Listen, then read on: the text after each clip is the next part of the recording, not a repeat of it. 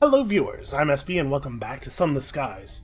I'm just going to warn you right now, there may be some sudden cuts in this video. The people the lawn crew is outside very erratically doing lawn work. Like, they're mowing outside, like directly outside of my window for 10 seconds at a time, then actually moving the mower around the building to do other stuff, then coming back to mow right outside the window. They've done it 3 times now, so if it suddenly gets loud here, I'll probably just do a little cut and edit around. So if there are weird jump cuts, that's why. That's what happened. But we're here at Winter's Reside. It turns out we had exactly enough combined port reports and scraps of ancient knowledge to get to 5 Eleutherian mysteries without having to really leave Pan. So, let's offer our grievances to Winter's Reside. A child sits blocking the stairs upward. The other guards avoid her. She smiles at you. Are you ready? Success at this will cause you damage, but if successful, this will allow access to the leader of the Calendar Council. That seems important. She takes your hand and leads you up the stairs. Thank you. The girl leads you to a back room. The floor is stained, something storm gray once puddled here. The child squeezes your hand, then returns to her place on the stairs. In the center of the room is a table not much larger than a desk. Beside it is a gurney with straps. An austere assistant, head to foot in black, stands beside it. She looks up as you enter. Eat, if you are ready to begin. Okay. It does not do to waste the revolutionary's time. We don't actually have an Eleutherian mystery, so I'm assuming that I would just not get charged anything here, but I kind of feel like we gotta do this, right? We've taken the first step here. Let's finish. There is a pile of water biscuits on a tin plate. There is a glass of red wine. The austere assistant watches you. This will hurt. What is a water biscuit? Because this is British, so biscuit basically means cookie, right? What the hell is a... Okay, water biscuit. Google, help me out here. A type of biscuit or cracker baked using only flour and water without shortening or other fats. Okay, so it's definitely going to be more crackery than like a cookie. Okay. Yeah, let's try it. Partake as the assistant bids you. The more you chew, the more parched your mouth becomes. The biscuits are arid, brittle, and dry. You cannot eat these wafers of dried plaster, but you must. Your mouth fills, swelling your cheeks. You cannot swallow. Your tongue is stiff as preserved meat. You breathe rapidly through your nose, little huffs of panic. Then there's a hand on your shoulder and a glass at your lips. Your pony is made of fresh-baked bread, sings the assistant. You swallow the biscuits like pills, choking them back with swigs of heady red wine. And butter is its saddle. I have no idea what the tune of this song could be. I'm not going to try to sing it. That's that's a very weird thing to sing, though. Those are some strange lyrics. The austere assistant assists you to the gurney. She fastens the leather straps. Only when you are bound does she cease singing soothing nonsense. She leans over you, too close, but you can't draw back. The injustice that was done to you. What happened? What did they take from you? The answer rises in your gorge. It pulls pieces of you with it. Oh, that's interesting. Your love, they were as vital as life, and more than your soul. You did not choose to part. Can she take that? Would we want her to? Would Citizen Shore want to lose the pain associated with that? At this point, yeah, maybe, right? Because there's definitely... Listen, I've been through a heartbreak. I understand. There's a part of that you don't want to let go, right? That's part of why it hurts so much, is that you can't let it go. But presumably this thing happened some time ago now, right? At the very least, there's been an attempt at settling, which failed, and then coming back to New Winchester, joining up with the crew, with Sister Patel's crew, the adventuring time with Sister Patel's crew, and then all the time that we ourselves have spent here.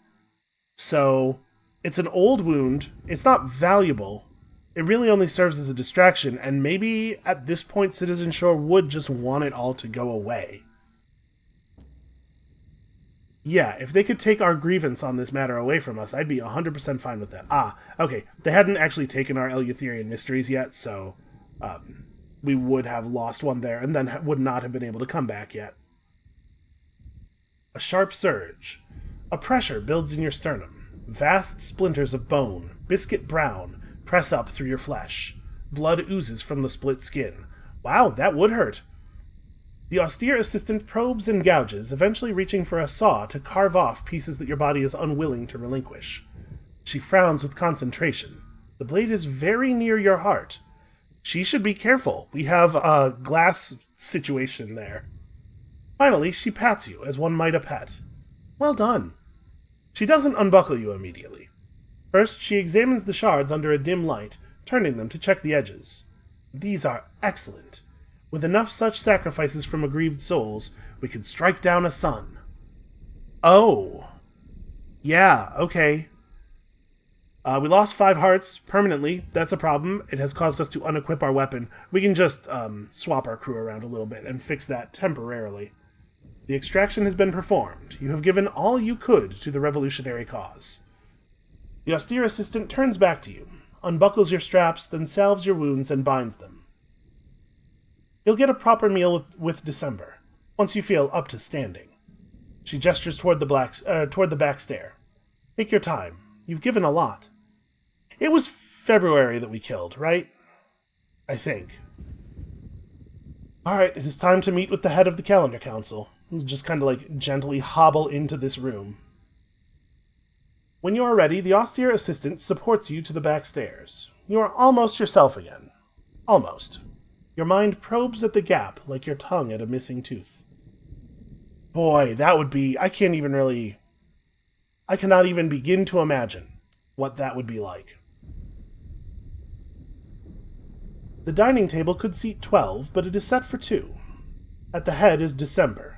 December is not their real name, of course, but that name was not made to be spoken with tongues and lips and a throat. Really? I was under the impression... I guess that's just a weird assumption I made. I was under the impression they were all human, but why would that be the case? Their face is long and serene, like a borzoi hound, with the same soft nose, the anxious grin. Is that their mask or their face? You do not recall them removing it to eat.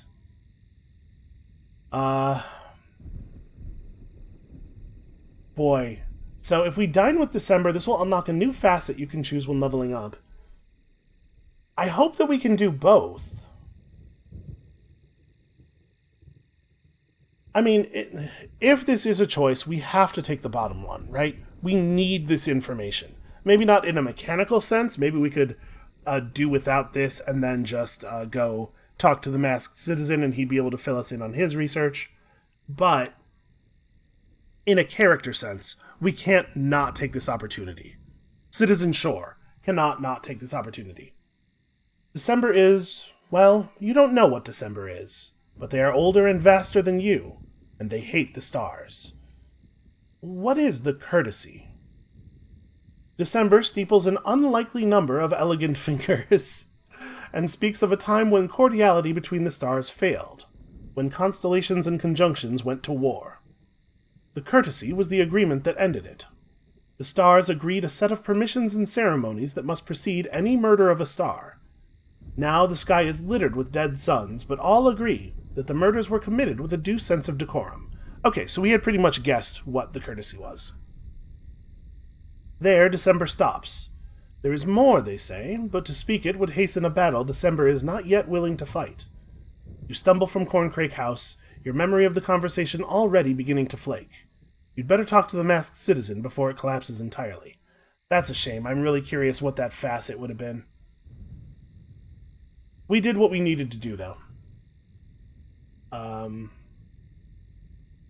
Go to dinner. You visited before but did not eat. Now you dine. Okay, so we have the option to come back here and still do it. There's a basket of fresh bread on the table. There is oil and honey and sweet vinegar. The scent of a roast wafts into the room. December spoke to you like a comrade, like a friend. They shared a doubt that preyed upon them, and you dissected it like doctors. It is difficult to recall more details of your conversation.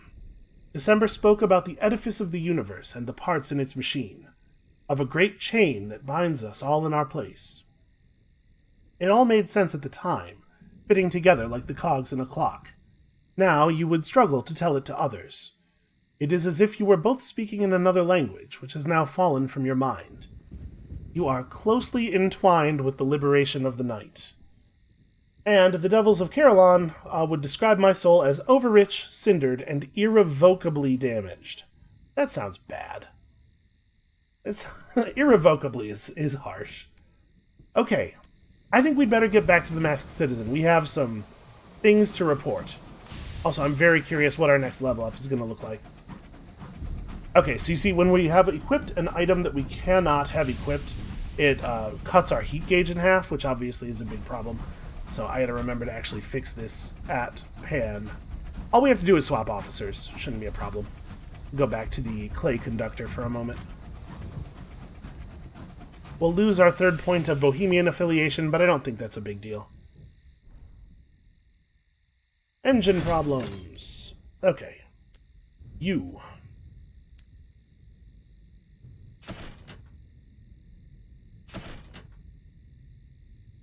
Yeah, this is a pretty good piece of gear. So actually, we don't need this at all. Yeah, I still haven't actually figured out what I want to do with that auxiliary slot. I totally forgot that this was the case. Well, we can head by Daedalian Engineering and see what they have. So we could get additional crew quarters. We could throw 15 armor into that slot. That actually sounds pretty good. We could gain 11 points of hold. Do we need 39 hold, though? I don't think we do. I don't think we ever have an occasion to use 39 hold. With Veils at 75, we could get even higher. I think for right now, let's take the interior support pillars. Aesthetically calibrated structural support where the modern locomotive needs it most. Why should armor only be on the outside? Yeah, I can't think of a reason. Give me that. Give me one of those. I tried to just drag it out of the store directly into the train. Get in there. Okay. There we go. Now we are at... Okay, I'm not getting a mouse over. Whatever, it's right here. 126 maximum hull. Not bad. That's a fine number. Before I forget, let's bank this, and also we have all this other stuff we probably don't need to be carrying around. Okay, let's go talk to our friend here. Hopefully we remember what was said to us. Inform the citizen about what you have learned. The courtesy is a pact between stars, which delineates the rules by which suns may murder one another. Again, pretty much what we guessed, but confirmation is important. They give a hollow laugh and run a shaking hand over their eyes. As below, so above. And now I hesitate to mention my idea. I would rather know no more. I would rather forget what I've already learned. Yeah, it seems like you might. But it occurred to me that if we want to know the sun's dirty secrets, we should ask a sun who has turned his coat. Oh no. They point to the sable quarter of the sky where Eleutheria's midnight sun seethes. We can seek an audience with the Halved at the House of Rods and Chains. And, thanks to you, now we have a better idea what to ask. Okay, well he's not bailing on us like everybody else did. I guess that's nice. I don't want to go see the Halved, man. Alright, okay. We don't have a choice. We don't have a choice. We do not have any Eleutherian mysteries, and we don't have any way to repair right now. So we're just going to have to go as we are. We'll get an Eleutherian mystery at the House of Rods and Chains, and then we can come back to Pan and full repair with that, or we could just go to Eagle's Empyrean and do it the old-fashioned way, with money. Let's go ahead and take this. 3 casks of gemstones to Eagle's Empyrean. We might do that. If we go from the House of Rods and Chains to the Empyrean, we'll go through Piranesi and we can just buy gemstones at Piranesi. So I'm not going to bother taking any with us. Let's buy some more fuel and some more food. And let's also... Yeah, we might be out for a little while. Let's also sell some stuff. Let's get back to a reasonable amount of cash. I've been trying to, not sell below 20 of anything if I don't absolutely have to.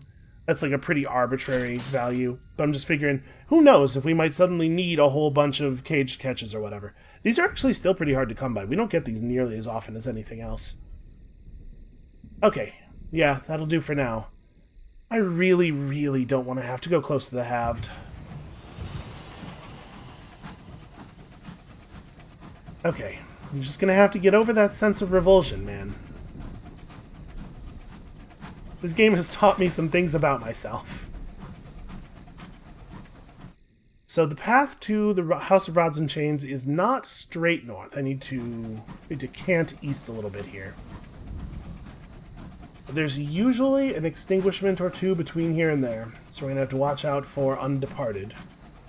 We also need to watch out for... Ooh, hey. Check it out, eels. We also need to watch out for crossroads. Crossroads seem to be more common in the northern and northwestern parts of the map, and we could really use one. Because we are at 5 sigils on the Clerk of Sevens thing. We have... I think mostly we have the sigils that we've gotten before. The Crossroads is the only one I can think of off the top of my head that we don't have yet. That's bad. I'm not happy about having to be so close to this thing. Sorry, maybe the Undeparted are busy. I don't know what they do with their time. How do you spend your time if you're like a skinless sky wraith phantom thing? Do they have jobs? Do they have hobbies? What do they do when they're not chasing my train around and trying to destroy it with razor blades? Also, where do you get razor blades that can destroy a train? I sort of feel like the less we know about Eleutheria, the better. I don't feel like I've ever learned a thing here that I was actually happy to know. This place is like...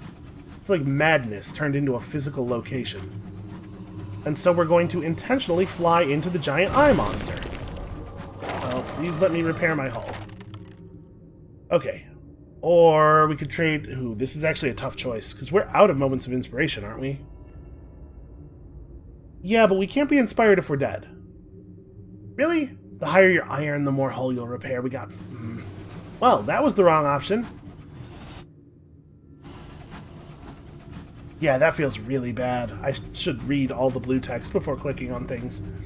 I'm so used to... there are so many places in the sky where you can replenish hull off of things that you've killed, and it's mirrors almost everywhere else, I believe, that determines how much you repair. Yeah, I'm not afraid of grievers. Our crew's a bunch of cowardly babies.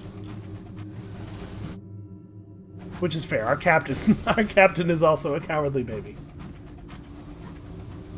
We're toughening up, though. Okay, I think that Griever is trying to kill the Cantankeree. Frankly, at this point I would take either of them. I think Cantankeree are quite a bit faster than we are, though. Like, yeah, you can see his trail is getting away from us. Yeah, Undeparted. Multiple Undeparted, maybe? Alright, we gotta get to the dock quickly.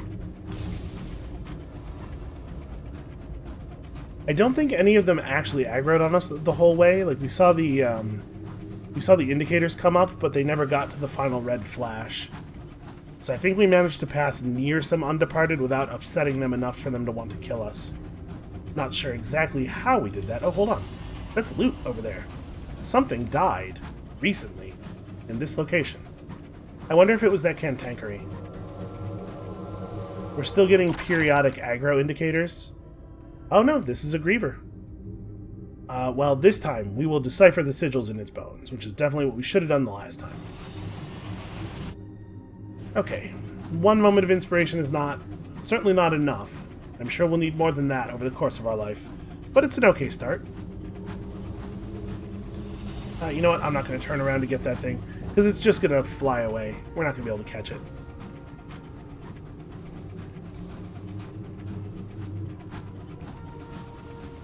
It makes sense that they would be fast, given that their entire method of hunting seems to just be ramming themselves into stuff at the highest speed they can manage. Okay, the House of Rods and Chains. Here, I feel like, obviously all of our progress is going to be reset, but I feel like we'd made so little progress that it kind of doesn't matter. Rubbery men from within the House of Rods and Chains have gathered around a fallen spire on the surface. Let's witness their lament, because we could use some terror reduction. And then I'm guessing we gotta go up into the spire, right? We gotta talk to Mr. Barleycorn. There's no handle on this side, just the barely perceptible outline of a door with a circular symbol roughly carved into it. Did we have to do something to earn our way up? Yeah, we need tribute. I don't have a Searing Enigma, and I don't have 3 chunks of gold and amber. We might be able to craft some gold and amber. I think we must have done this with a Searing Enigma last time, right? Shoot, I don't know how to do that. I don't know how to get that. Well, let's attempt to open the chitin door. Yeah, we go in here, we meet the rubbery men. We may as well compile a port report, right? This will get us our mystery, at the very least. And then...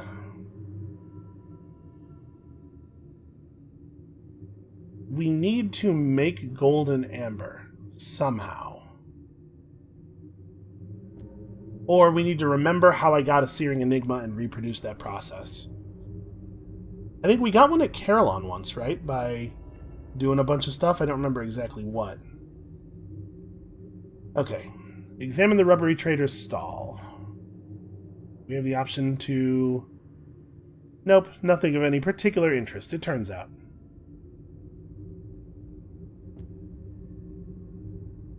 We don't, I believe, have enough amber to go down into the caves and make anything, really.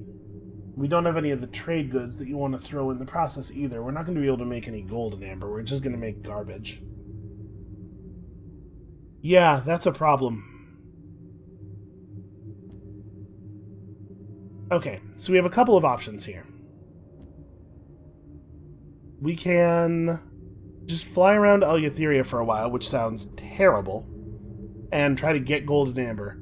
Or we can leave, get a crimson, not a crimson promise, a Searing Enigma, and come back. I think probably that's the way this ends up going. Yeah, I just don't know how else we would do this. So, I think I'll probably just break the recording here. I'll buy these gemstones and take them to the Empyrean, and I will go out and figure out a Searing Enigma, and we'll come back. I thought I remembered it being the case that we could get Searing Enigmas from the Cypress King, and it turns out I was right. I'm glad I came back here and checked before actually leaving Eleutheria. I did fly all the way out to Eagle's Empyrean, and I was actually in the transit relay, and then I was like, you know what, wait a minute, hold on, I think I saw a thing. It turns out it's not super cheap. 5 Savage Secrets and our 1 Moment of Inspiration, but God, I'm glad I traded for this. Also, it looks like maybe some crew? The king is a keeper of enigmas. If you provide them with secrets, they will bestow an enigma upon you. Well, we need one. The king leads you and your crew through trees with low, snatching branches. Eventually, you reach a stone ruin. The king gestures to a trap door. It takes 3 of you to lever it open. Below, stone steps lead into a cellar, carved from natural caves. The walls are engraved with correspondence. The king abandons you here. They know better than to read things written in the language of the stars. When you return above ground, you are fewer. 2 of you looked too close and read too much. Yeah, once again, more evidence that maybe we should protect the crew from some of the information about exactly what it is we're doing. Unfortunately, I already recruited crew at Pan just now, so we're not going to be able to fill those vacancies. But we got what we were looking for. So, once again, the flight back out to the House of Rods and Chains. I'm not going to make you guys sit through it again. I'll see you there in a moment. Alright, I hope Mr. Barleycorn appreciates this. This is some serious tribute. A word spoken by a son. The keeper of the spire will be eager to pass this intelligence to its master, and hopefully to trade in kind. Behind it, 777 steps wind up the wall. You guys remember, we've seen Mr. Barleycorn once or twice. Alright, consult the Midnight Sun about the courtesy. You know it is an agreement between the suns governing their feuds. But what else? What was it that no one else would tell you? Quite a lot, I suspect. The black sun revolves until its spasming eye fills the spire's window. The distance between you and it distorts, shortening until the eye fills the sky and you can feel the sun's pull, tugging at your weight. Mr. Barleycorn hurries forward, carrying a metal bowl. It is filled with what looks like oil. Drink and listen. You do so. The masked citizen follows suit. Boy, I don't think he's going to be happy he did that. Your mouth begins to itch, then you feel a stab of pain. You lift a hand to it and feel the corner of your lip slowly split open, parting the flesh of your cheek. The citizen cries out. You see their own mouth widen until it stretches from one side of their face to the other, then splits into two. A second mouth crawls over their cheekbone to settle on their forehead. Your face writhes, and you hear a gasp as your new second mouth takes its first breath. Ask, instructs Mr. Barleycorn. It has ensconced itself on your forehead. You touch it, feeling familiar lips, gums, teeth, a tongue. When it speaks, though, it is not in your voice, but one of wind and fire. Ask it what the courtesy is. You feel its movements as it answers. I sort of thought this was going to be the voice that we asked with, not the voice that we asked. An agreement between sons, regulating when one of them may kill another. We knew that, the citizen shouts, and then looks appalled as their own new mouth picks up the answer. An order of logoi that were made to be the agreement's impartial arbiters. They are also charged with keeping the existence of the courtesy, and the strife in the heavens, a secret from lesser beings. Okay, an order of logoi. Well, the spire can be found... That's the same text. That's the text we already had. So how does the courtesy keep its existence a secret, and how did our friend fall afoul of it? We don't need to ask what the logoi are. We have actually killed some already. You feel the heat of its voice wash across your face as your new mouth responds. They use the fire that follows to find those who would betray it and punish them. If necessary, a logos of the courtesy will physically substantiate to finalize matters. So that's a thing that we should be on the lookout for. I'm actually kind of curious what his answer would be here. Your new mouth purses its lips as if considering how to answer. The masked citizen's is more eager and butts in. A logos is a word of living fire, it says, flame licking from its tongue, spoken into being by a judgment to fulfill a specific function. That is entirely false, your own mouth responds, but it will do. I disagree, then, if it's entirely false. Okay, why are the sons determined to keep the courtesy a secret? Both your and the masked citizen's second mouths fall silent, considering the question. You and the masked citizen exchange a look. Beyond the window, the black sun seethes, its attention fixed upon you. To keep up appearances, the masked citizen's original mouth says with dawning realization. Because the greatest are subject to the same follies as the least. Even the sons indulge in spite and pettiness and murder.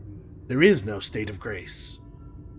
And, your new mouth says, perhaps because for every law there is a loophole.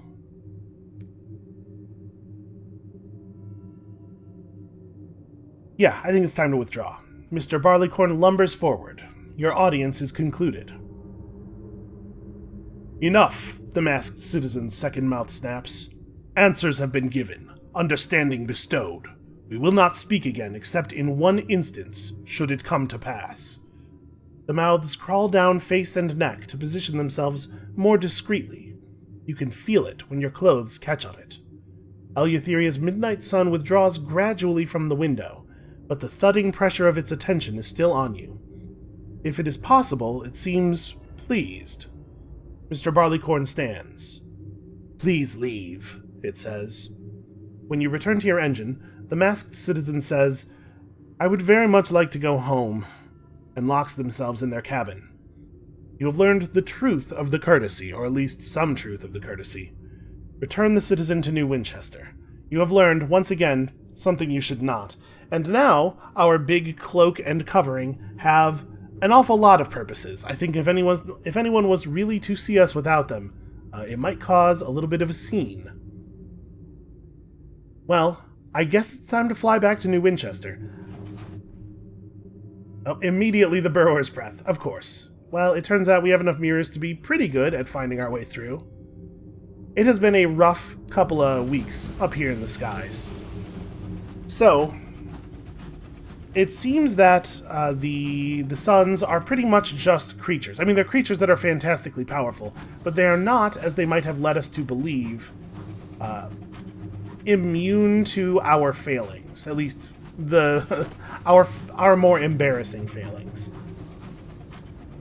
I mean, it's interesting. It doesn't exactly blow my mind. It has often been the case that the powerful try to convince the weak that the powerful are, in fact, a wholly different thing, immune to the follies and failings of the weak. And then it turns out, hey, what a surprise, they're just people too. And in fact, worse people, generally. Almost without exception, actually. Wow. This weapon is alright. We could try to refill our crew count. You know what? When we get back to New Winchester, this will be trivial to do. Let's just loot the hold. Looks like we got some fuel. Okay. I'm gonna fly us back to New Winchester now. You guys just hang out with the masked citizen for a while and consider what we've seen. And we'll see you there. We've learned an awful lot about the stars, and I guess not necessarily exactly what's happening to them, because we believe that the rate of death has increased, right? Isn't that the concern, that they're dying more now than they were? I guess we don't really know what's up with that. But my point was, we learned a lot of things, but none of them are actually going to help us find our friend, right? Hopefully, when we drop off the masked citizen, somebody will figure something out. They kept to their cabin on the return journey. The crew reported seeing starlight seeping from under their door at all hours. Yeah, we've definitely had an effect on them. The jars accumulating outside their cabin painted a melancholy picture. The citizen had been steeping themselves in lamp after lamp of starshine. Perhaps the familiar captive starlight reminded them of times before you learned of the hypocrisy of suns. Before you both grew the second mouths hidden beneath your clothes. Yeah, I didn't need to be reminded. I'm still fully aware. The citizen climbs, blinking, from your engine. Our quest has led us down roads that are hostile to my disposition. Having learned of the forces at play, I have little hope of seeing our friend again. I don't know about you, but I intend to begin drinking, heavily. Good luck in all your endeavors. Yeah, I'm suffering the same lack of hope a little bit here. You have a picture now of what the earnest agitator was pursuing, and how. With the Baroness, you learned that stars can only be killed by beings of comparable magnitude. With the Didact, you found that thousands of stars have died in a secret civil war. With the Citizen, you learned that the Courtesy, a pact between the stars, determines the procedures by which they may murder one another. With Meg, you discovered that the Courtesy conceals the existence of the bloodshed. If you learn the truth, you are hunted by the fire that follows. If your friend discovered all this, and more, the fire must have been hunting her. I read that in a very strange way. If your friend discovered all this, and more, the fire must have been hunting her. But where would she have tried to hide from it? Spatchcocker Meg has found a lead. Well, thank God someone has. Fortunately, Meg's search for the earnest agitator has borne fruit. She and the bedeviled Didact seek you out. The Azazel was seen passing Lustrum and heading over the edge toward the wastes, says Meg. The Didact looks grim. The wastes are starless spaces, cold and barren, haunted by evil winds. She cannot survive there, although I see why she would have went there. That makes a lot of sense. You have a choice now. Follow your friend in pursuit of the truth, or abandon your ambition and its perils. It is not too late, for you at least. You could still seek wealth or fame, instead of this quest into forbidden secrets, which can have no good end. If you choose to continue this unwise pursuit, travel off the edge of the reach and search for your friend. You'll need a store of supplies and fuel. If you choose to abandon your ambition, you can do so here. This is kind of an interesting little thing they're doing, because probably nobody, or almost nobody, chooses to abandon the ambition, right? Why would you veer off at this point? But making you click it again gives you a feeling of renewed resolve. Grim resolve, but renewed. That's a neat little cheat to get the player feeling the thing you want them to feel. Nevertheless, we persist. You will not turn back now. Is it loyalty, curiosity, or do you have more ambitious aims? After all, you have learned that suns can die. Here's the thing. I think the liberation of night is crazy. Killing all of the suns would be a terrible idea. But if we know that suns can die, and we accumulate the means to kill them, then perhaps they have to start dealing with us on a more level plane. Maybe that's Citizen Shore's idea. Not that we acquire the ability to kill the sun so that we can kill the sun, but we acquire the ability to kill a sun so that we can ascend to its level. Yeah, maybe. It sounds crazy when you put it that way. Travel beyond the edge of the map to search for your friend. Should you come to your senses before you find her, you may return here to abandon your quest. So, it said that she went out beyond Lustrum. Do we have to go out beyond Lustrum? The map is open at a couple of edges, isn't it? Oh, maybe not. Okay, yeah. There's this, the Charterless Gulf. It's actually not open in that many places. But it is open past Lustrum, and I think, if I remember correctly, I had some business in Lustrum anyway. There was some reason I needed to go over there. I think that's probably what we'll do. And by we, of course, I mean me. See you in a moment. Uh-oh. You wake suddenly. Your candles have burned low and your eyes are still heavy with sleep. You are alone in your cabin. The winds of the wilderness howl outside. You can feel the motion of the engine below you. Something isn't right. Follow the scent of burning. It's not something cooking and the alarm hasn't been sounded. What could it be? You follow the scent of smoldering past the galley and up to the bridge. A fire roars in an impromptu pit. A group of your engineers are arguing about the best way to distribute the coal. Someone is roasting marshmallows. Oh, that's... Huh. That's less bad than I thought it was going to be when we smelled fire. Sure, join them. It'll be good for morale, probably. You take advantage of the smoke to sneak in and steal a marshmallow. You eavesdrop on conversations. No one says anything even remotely scandalous about you. Tut. Eventually, you reveal yourself, to discover everyone had already noticed. Ale is passed, marshmallows are eaten. Only after many hours is the fire allowed to burn low. Huh.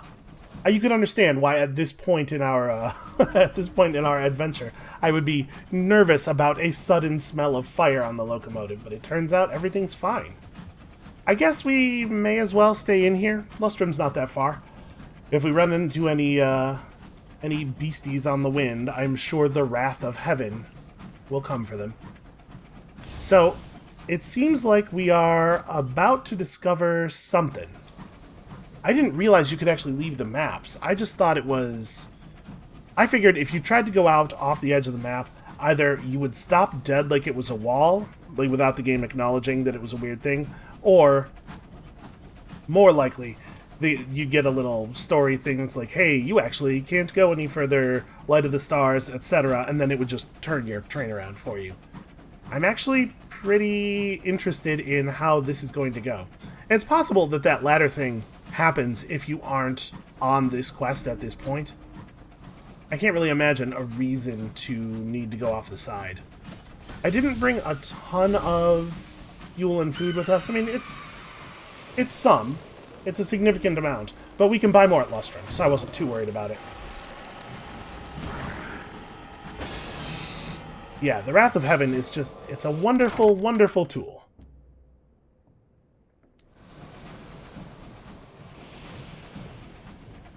Okay, so we gotta head through these terrifying ruins once more. You can tell they're terrifying because of the string music. The glowing runes are definitely terrifying. I'm being glib here, but it's a defense mechanism. It's the sort of defense mechanism that I imagine Citizen Shore might employ.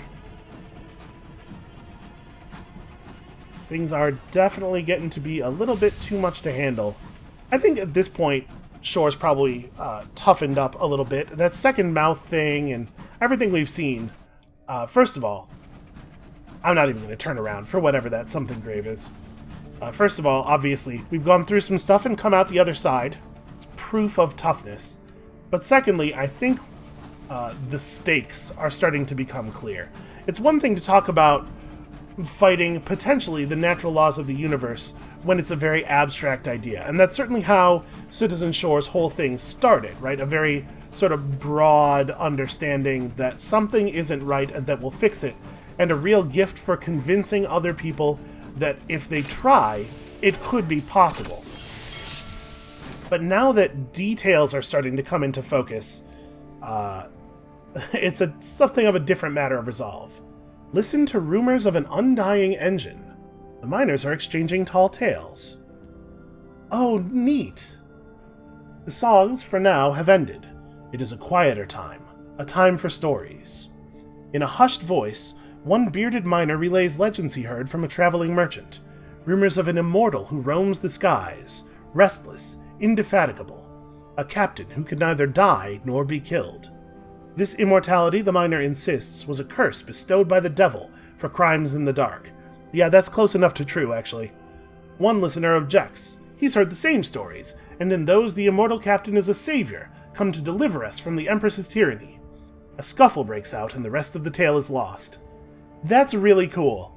It's really cool that there's an explicit reference to Sister Patel. I wish there was more stuff like that the things your previous characters did echoed forward a little bit more. But we should write a port report, obviously. We should visit Murgatroyd's Golden Tea Shop and enjoy a lovely cup of tea, because that's just like very close to free reduction in terror. We'd better get used to the taste of the stars. And then I think we just go to the shop and purchase us some supplies and fuel. I'm going to go pretty hard on this because I really don't have any idea what we're looking at in terms of danger.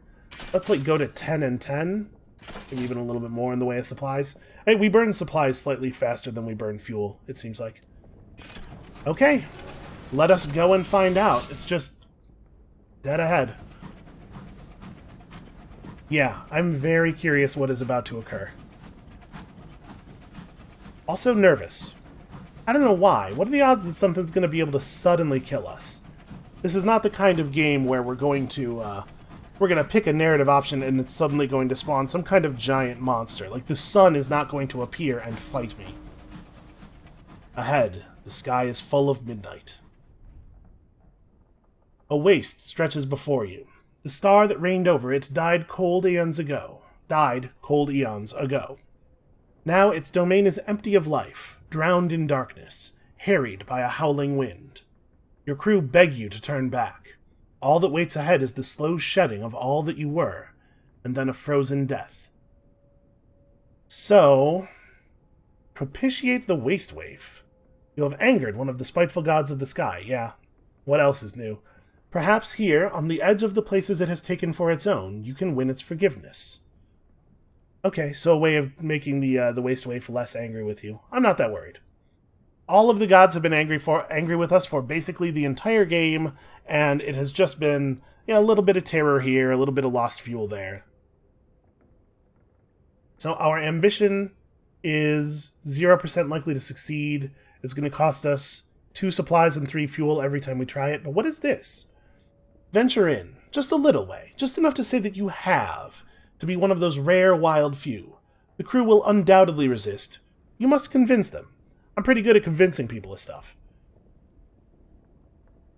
Yeah, I'm going to do it because I'm very curious what the result is, and then we'll do this one. We might have to bounce back to Lustrum and buy stuff and then come back out again. Eventually, you convince them. Your locomotive nudges forward into the liquid shadows. The wind threatens to pull you deeper in, and your chief engineer shovels fuel into the engine to fight back. A crewman is praying over and over. On the 3rd repeat, he forgets the words. A day's hard travel later, you are still only on the outskirts of the waste. You have seen no living thing. The cold of the skies you left behind is only a ghost of the cold here. The cold here stills and slays.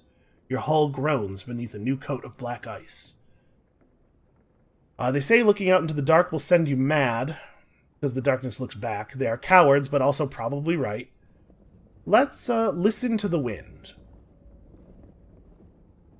The closer you listen, the more it sounds like a scream, raw with anguish and fury. The ghosts of the murdered must scream thus. You all spend a sleepless night huddled about the galley stove while the wind hammers your vessel. At 3 o'clock, one of your crew begins to howl like a dog. He will not stop, even when gagged, even when his throat bleeds. You are forced to restrain him to quarters. When you give the order to head back, your crew scurry, gratefully, to obey. Another crew member lost. I wonder what the count is. I think that there is actually a count in the profile. I should have looked at Sister Patel's count before quitting. Because unfortunately, that information's just like, it just doesn't exist now. Because I played so much of, there was so much time with her off camera where I definitely lost crew. It was a large number, though, I'll tell you that right now. Alright, let's start burning stuff. She left her crew at New Winchester, and took the Azazel alone into the howling wastes. Obviously, this first one is a guaranteed failure. We can afford to do that one more time before we have to go back to Lustrum. For days, you scour the waste. These are regions where the sons have died, victims of the polite slaughter concealed by the courtesy. You find nothing but frozen ruins, grim gray monuments, and rubble strewn across the sky. Winds hound your locomotive, battering her every hour of the endless night. Frost is a constant threat, creeping along pipes, infiltrating the stores. Eventually, you have to turn back. When your engine and crew have thawed, you can try again. Okay, how much have our chances improved? Oh, quite a bit, actually. We probably won't hit it on this one, but it's pretty likely we'll get the next one. Oh, or we just get lucky. On the third midnight after you entered the wastes, a junior signaler cries out, "A fire, Captain!" You rush to the window. There, in a ruined palace fragment, you see a flicker of lonely flame. A small encampment is tucked into the tumbled pillars. Someone has tried to grow a plot of verdant seeds there, but the winds and cold have choked them. There is a lean-to, constructed against the side of a locomotive, which has been stripped for parts to build makeshift components. She is no sign of her at the camp. Probably there is no sign of her at the camp. Perhaps she has taken shelter in the scavenged remains of her locomotive. You find her in the engine room, rolled in blankets beside the now-cold firebox. She's half-starved and bitten with frost. Another day and you'd have been too late. You are struck by the familiar curl of her hair on one cheek, the sharp arch of her eyebrows. Her forearms and hands are wrapped in bandages. She opens her eyes. Recognition dawns in them, then horror. She pushes you away. The fire follows! If you find me, it finds me! If it finds me, it finds you! Leave me, please! No, none of that. You're coming with me. She fights you, but has no strength. You carry her back to your engine and put her in the cabin. She weighs next to nothing. You'll need to get her back to New Winchester and a doctor. As for the fire that follows and the wrath of the stars, well, what will happen will happen. Yeah, we gotta get her home. We gotta make it back to Lustrum pretty quickly, and then we gotta get her home. Let us turn back. I think I've seen all of the outside that we need to. You issue the order. Your engine, amidst its skirts of steam, lumbers around until the wastes are to the aft. The crew work briskly, and soon you are thundering back into less terrible spaces, only marginally, I imagine. In a moment of relief, someone blows the engine's whistle. Alright, try not to make our position too obvious. Okay, yeah, and it does just kick you back to the... Fair enough. Also, it left the cruise control on, which I was surprised by there momentarily. Okay, well, you all know what the way back to New Winchester looks like. I'll see you there. Home again, home again. Let's hope she doesn't lose too many limbs from frostbite. We've established the earnest agitator in a safe house belonging to Meg. To try to confound the fire that follows, the house is lampless and candleless. Instead, the Baroness has provided an electric bulb, heater and generator from the Empyrean to illuminate and heat your friend's room. In addition, the Didact has covered every surface with talismans and amulets. You don't know if they help. You don't think he does either. The masked citizen has provided flowers. A great many flowers. Yeah, alright, let's all hope that this is enough. The doctor you contracted was not optimistic about her chances. She has been senseless for several days while you cared for her, but finally, she is beginning to wake. Beneath the pile of blankets, she is still gaunt and wan. She lost 2 fingers to frostbite. Honestly, all things considered, that's not so bad. Her eyes open. When she sees you, she gives a snort of exasperation. Fool, she murmurs fondly. Her voice is scoured by the cold. Then, in a sudden flash of panic, she looks at her forearms, only relaxing when she sees the long gloves you have covered them with. A few days ago, when you removed the old grimy bandages wrapped around her arms, you found the skin beneath covered in script. The fire that follows must have caught her at her lodgings. Her forearms and hands were covered in her secrets. Did you read them? I want to believe that... I think Citizen Shore would want to not read them, would think that the right thing to do is not read them, but I also think they wouldn't be able to help themselves, and also, it might be valuable. Maybe there could be useful information, and also, did she write anything about me, though? You've known each other for years. She has no secrets from you. Not anymore. Oh, but she did. Many.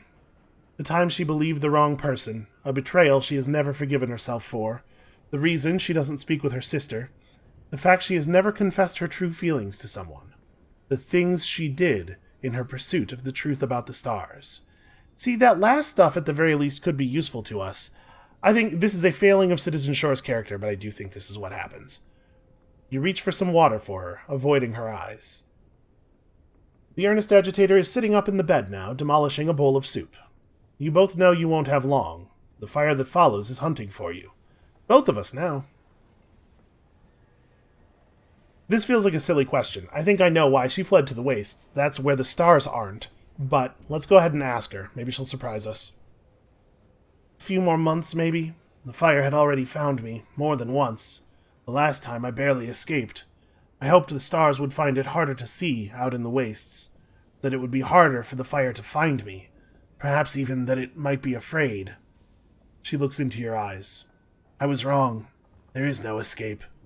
You'll see about that. Let's take a moment to forget suns and their strife, hunting fires and the courtesy. Let's talk instead of better days. For a time, you try to forget.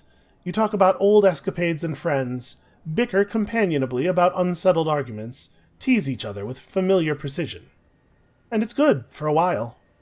But soon her eyes settle on her gloves, and she remembers the fire that follows, and the hopelessness of her position. Okay, well now there's definitely a personal element. We kind of have to figure this out if we're going to save her. Or ourselves, I guess. Suddenly, blue light flares in the window. You hear screams. The fire has found you. You knew it was only a matter of time, and you've made preparations. Help your friend escape to the roof. Do I think that's going to be effective? You knew the fire would come, but not that it would come so soon, or so stealthily.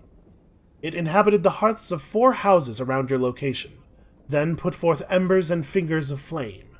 It crept down into their cellars and then through them to adjacent cellars, building in size and intensity. Then it rose. When you emerge onto the roof, an abrupt inferno has broken out. Blue flames, spewing clouds of smoke, consume the surrounding buildings. They have burned a sigil onto New Winchester itself, and now, moving with impossible speed, the fires close in. By the way, general fire safety note. If a building you are in is on fire, or you think it may soon be on fire because many nearby buildings are on fire, don't go to the roof. That's just like a really bad idea. On the roof, with a ring of smoke drawing in, the earnest agitator leans on you heavily. I'm sorry. You know as much as I do now. It will never stop hunting us. If I could offer myself up to spare you, I would. You feel an abrupt itching at your neck. Your second mouth, the gift from the halved, speaks once more. This is possible, it says.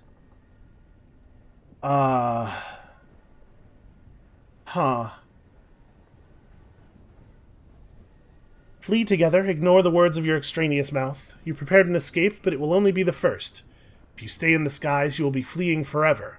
You'll have to find a way to escape the heavens. I mean, okay, so I shouldn't allow her to sacrifice herself for me, right? Maybe. Maybe she's not... We don't know that she's gonna make it in the first place. She woke up, but that doesn't mean she's okay. I'm a little worried from a mechanical perspective that flee together might not actually take us further into the ambition. The way it's worded here, it sort of seems like... And the fact that the ambition symbol is only on this answer, it sort of seems like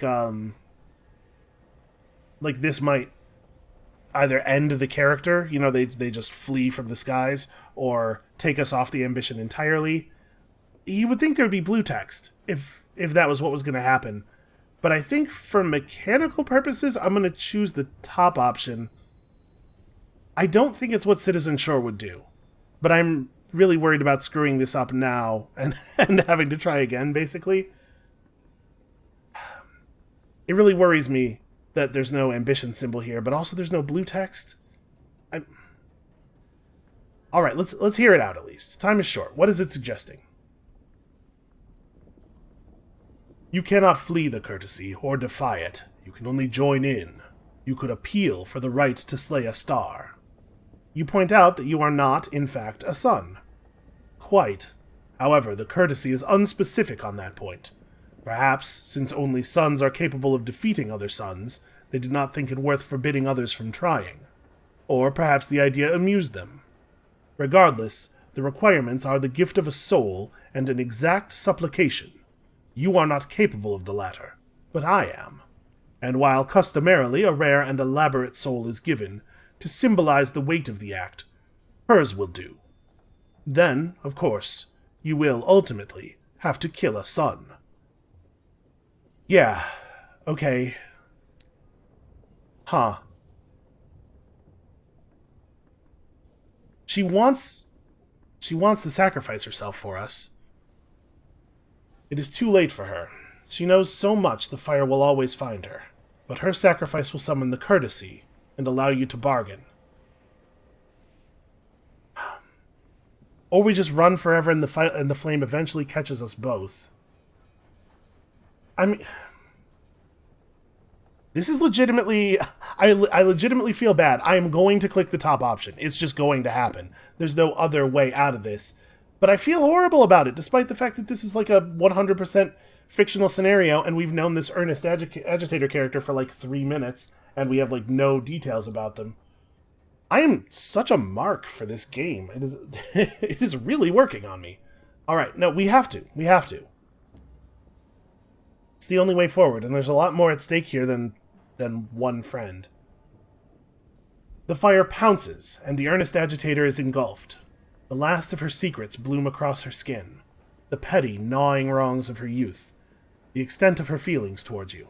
The fact that, in the moments before she dies, she regrets making this bargain, and wishes desperately that the fire had taken you instead of her. I would put decent money on the fact that that's always the way that goes when someone bravely sacrifices themselves. There's a moment right before the last moment where they go, oh god, no, because, like, you know, the human body does not want to die. Your whole everything is very against dying. Your second mouth speaks words in the language of suns. Its tongue is a yellow flame. Its voice is deep as a brass bell. The fire that follows has burned a sigil on the city, and from the sigil arises a logos of the courtesy, a servant of the judgments, a word of living flame. It pulls the soul from the earnest agitator and brands you with it. A livid sigil is seared into your skin, closing your second mouth forever. It symbolizes your admission to the courtesy, a license to kill a sun. The smoke swirls, the fire fades. You are alone on the rooftop. You must find a way to kill a sun. You can begin at New Winchester, as people so often do.